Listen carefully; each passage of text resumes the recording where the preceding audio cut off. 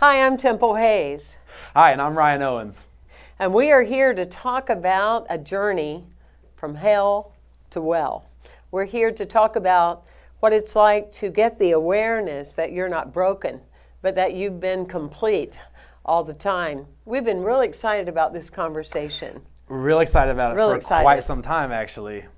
From being broken in that broken state, which is where I was as someone outside of the walls of this beautiful campus, Yes. to coming in and hearing from you yourself, my wholeness, and hearing that message here at this campus. So what we want to do collectively is step more into that, talk about that wholeness, and get to a place where those who are looking for the wholeness that's already there, to kind of help them reveal that through whatever we can with our language and words here. Yeah, and we're gonna be raw here. We're gonna talk about how to get off the cross, honey. We need the wood.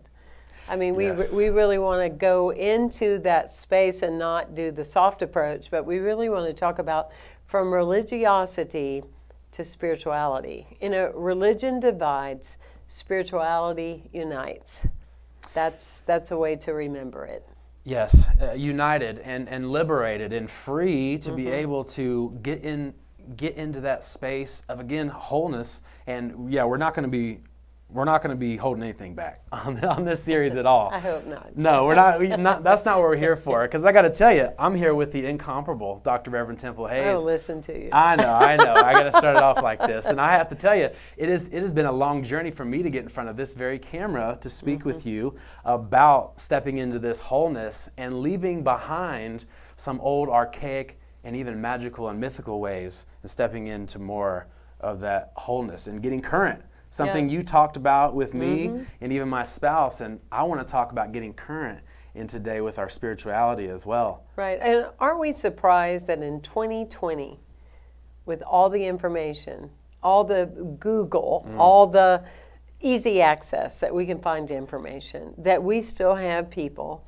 sitting in communities on pews being told they're worthless, they're never going to amount to anything, that they are an original sin, that they are literally pathetic, and that they are somewhat enslaved into a place that they will never be accepted as a divine heir of the universe. That I find fascinating, that here we are in 2020, and people are not only going and listening, they're continuing to listen. Now I know, like me, that you've got a good bit of pain from that.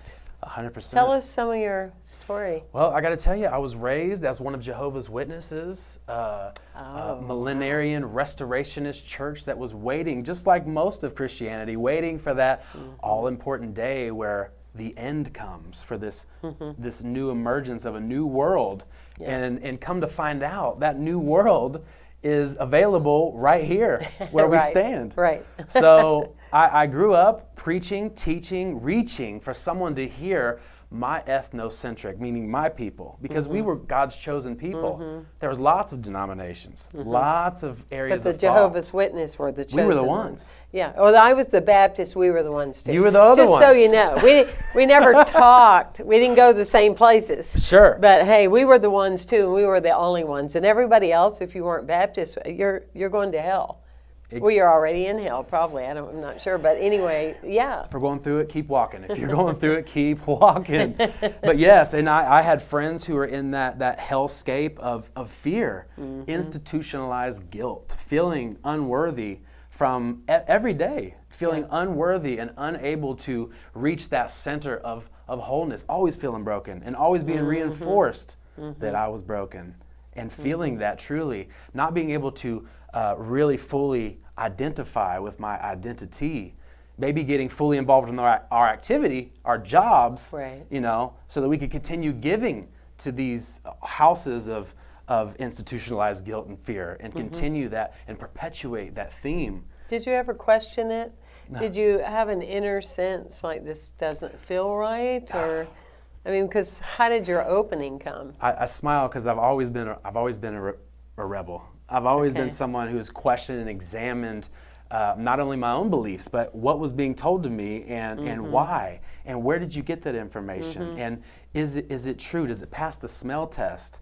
And for a long time, I definitely questioned from an early age. But However, what I However- know happened, I know what happened. tell me what happened. Because from little bitty kids, you're programmed Programmed, yes. that if you are questioning, something's wrong with you. If you are questioning, Yes. it's because you're not really fully know. in, and you're not engaged enough, or you're not reading the Bible enough, or you're not going to enough classes. So when you question, it's like they've covered all the areas. So, you're taught you're in original sin, that you are waiting for the end of the world to come, and you're preparing for that. Yes. But if you question it, it means that you're not doing something right. So it's on you. There's no win, no matter what direction you go. That's the way it was with me, because I questioned it. I was made wrong for questioning it. Yeah. Yeah, again, So- keeping you in the club. Yeah. And in the mindset of your tribe of people, your religion, your congregation even. It's like a cult. It really is like a cult. It is. Drink the Kool-Aid. And for me, the rest of my life has gone into being with people that if they don't question it, I think something's wrong with them. Yes. Do you know what I mean? It's I like do. questioning. And that's why I love our do. teaching, is because we say we don't have your answers. We're here to support you, that you have your own. And what would that look like? Because in the mortgage business, as you know, as I knew in the real estate business, there's no real physical place called heaven, and there's no real physical place called hell. They are frames Agreed. of mind. Agreed. They are states of mind. They are states of consciousness. They're not a destination. Why would anybody only live one lifetime? Well, that would be surprising anyway, right? To go to some Yes. magical place that's all gold and decorated, and people wait on you and invite you to the buffet, and all you're going to do is sleep. I mean, people say rest in peace. It's like, I know. how would that be? It makes, when you think about it, it's like a really weird movie that doesn't make any sense, right? Right. I had this vision of heaven the whole life, just sitting and floating on a cloud. I didn't want to tell people how boring that sounded to me.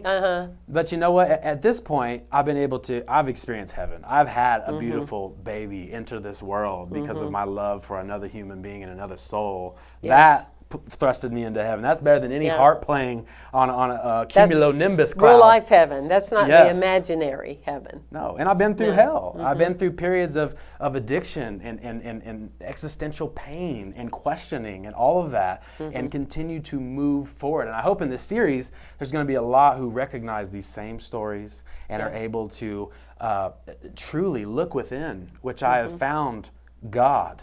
I have found the presence of God in that kingdom that is truly In within. there. Right here. Right. Here. Not over there. Not here nor there. Yeah. Yes. So- There's a saying that says over 2,000 years ago, Jesus pointed in a direction, and most people who spent their whole life just looking at his finger. You know what I mean? Yes. It's like, hello, it's right here and right now. Yeah, that's our real knowing for all of you tuning in, is that each part of this series we will address some of the belief systems and invite you to be willing to break some of them down.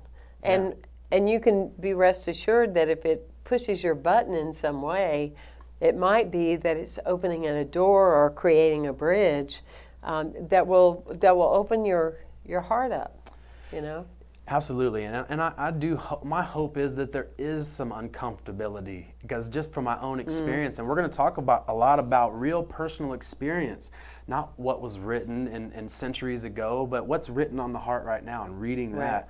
And there is some uncomfortability, so I hope that is caused during this series, so that we can hold still and move forward as maybe we awaken something that was already there. I don't think you're going to hear anything that's brand new, nothing really new under the sun, but there might be some things that open up what was already in there. Well, there's a different way to say it. I mean, there's Yes. nothing that we can say or sing or express that somebody hasn't done before, but when it resonates from your perspective or from mine, people can hear it in a way that they perhaps know it, but they move from knowing to knowingness.